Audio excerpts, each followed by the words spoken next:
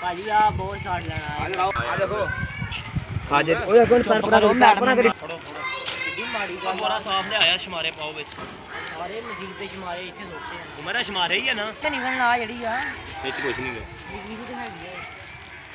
तो है ये बगा इधर बड़ा इधर सारा माजदा ही सारा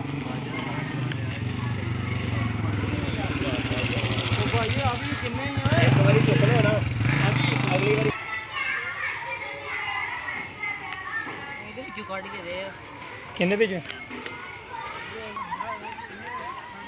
वो तो शावा लबियां में खींच रहे हैं है वे मेनू लबे है अब्बुल आलम की माफ फरमाए। है देखो जनाब वेला ओए होए है देखो यार थल्ले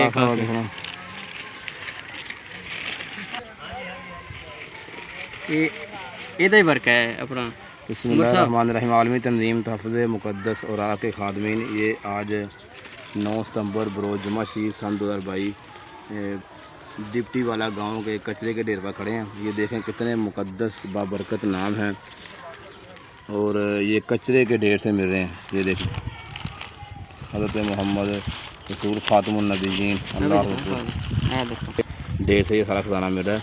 ये नज़र स्कूल है बच्चों का और ये स्कूल से ये सारा खजाना बाहर आया। स्कूल की कापियाँ किताबें हैं जिन पर अल्लाह रब्बुल